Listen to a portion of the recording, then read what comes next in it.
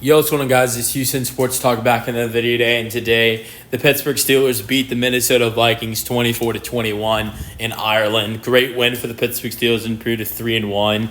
Look, a lot of people were doubting the Steelers in this game. A lot of people were going with the Vikings. The Vikings were favored, but I just believed in the Steelers to, bounce back. And I know they got a win last week, but I think their defense and their offense has not been great so far this year. Their defense was a lot better last week, but it wasn't great.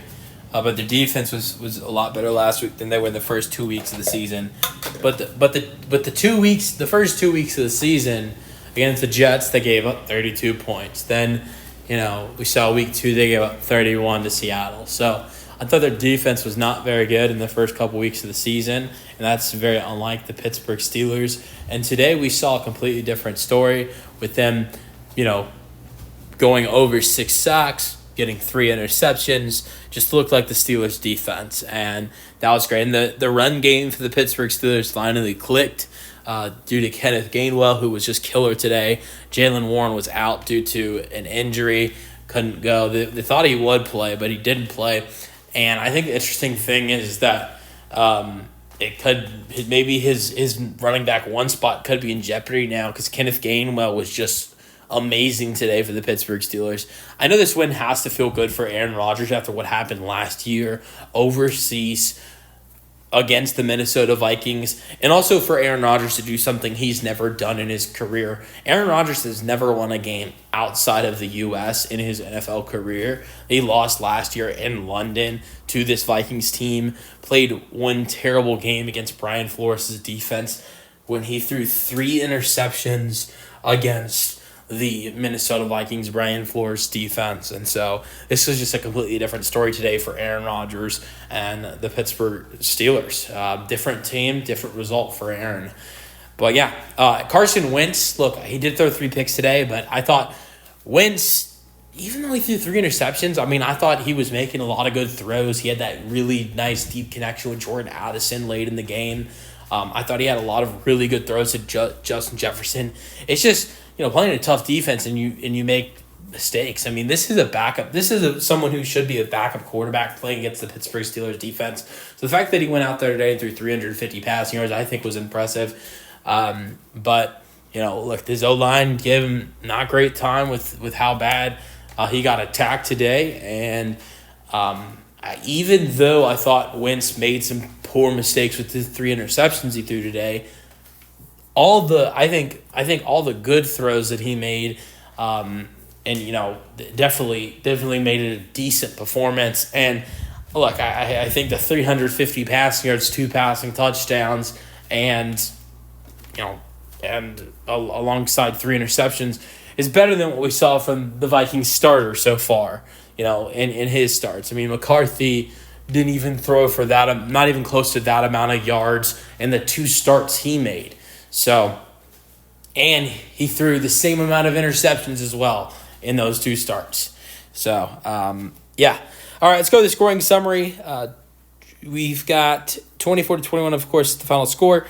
41-yard field goal for the Vikings, 3-0 was the first score. And then a touchdown for Kenneth Gainwell. He had 2 on the day, 7-3 after that. DK Metcalf went flying on this touchdown. When an 80-yard touchdown from Aaron Rodgers to DK Metcalf made it 14-3. Then going into halftime, the Vikings not get a 20-yard field goal. I think this really hurt the Vikings because Carson Wentz made a really good throw late in this first half in the second quarter to Justin Jefferson. And Justin Jefferson, I think, had walking space to get in to the end zone and score a touchdown, but he couldn't do it. Justin Jefferson ended up getting stopped because he slipped.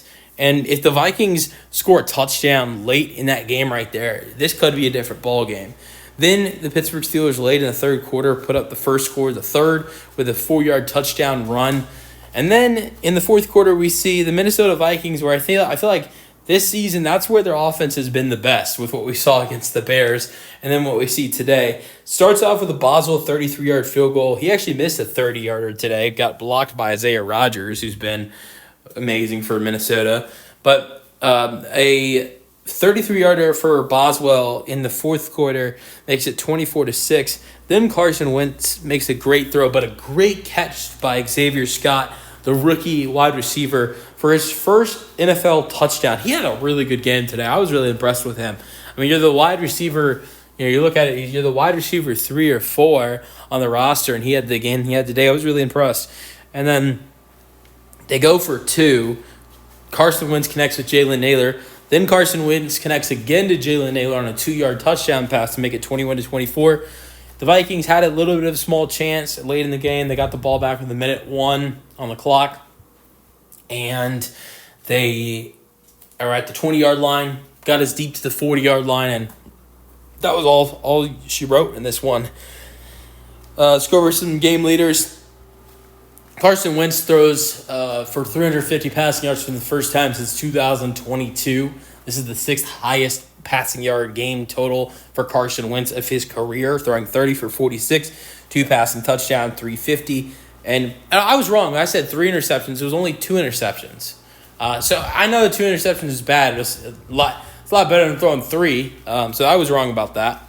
350 and 2 interceptions thrown for Wentz. 16 carries and 57 rushing yards for Jordan Mason. Decent, but not even close to what he did last game. Justin Jefferson was amazing in this game. 10 receptions, 126 receiving yards. Metcalf had the same amount of receiving yards at 126, but only 5 receptions and a touchdown. That's what happens when you get an 80-yard touchdown catch.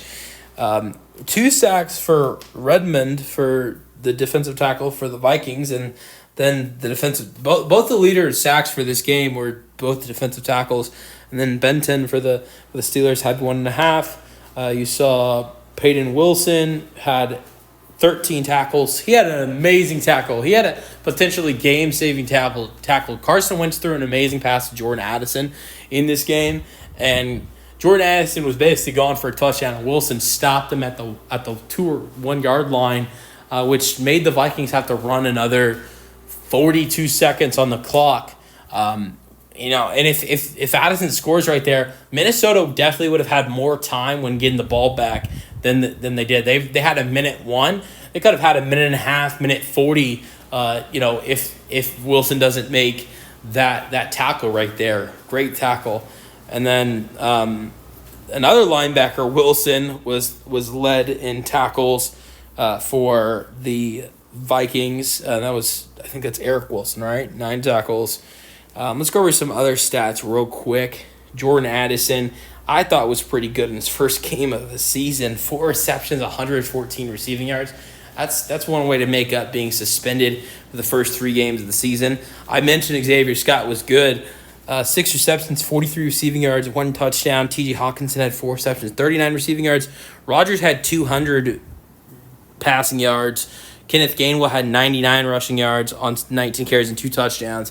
You might have a new running back 1 in Pittsburgh. Even their third running back, their rookie Caleb Johnson, looked really good at 6 carries and 22 rushing yards. Rodgers ran for 8 rushing yards. Kenneth Gainwell also had 35 receiving yards on 6 receptions, and that was really it for the game. Fumbles. Real quick, Aaron Rodgers fumbled it, but recovered it was on a run by Rodgers and was recovered by Broderick Jones. And then we saw a fumble by Carson Wentz, recovered by Josh Oliver as well. And then Eric Wilson, like I mentioned, was the leader in tackles for Minnesota. 9 tackles. He had 1 tackle for loss. Peyton Wilson was with 13 tackles, 2 sacks for the Vikings, both for Jalen Redmond, and 6 for the Steelers. You had 1 for Patrick Queen, 1 for Deshaun Elliott, 1.5 for Nick Herberg, and 1.5 for Canu Benton. No for T.J. Watt. Interceptions. T.J. Watt did have a pick, though. He had a 13-yard interception return. Deshaun Elliott had an interception as well. You guys let me know your thoughts on the game in the comment section, and peace out.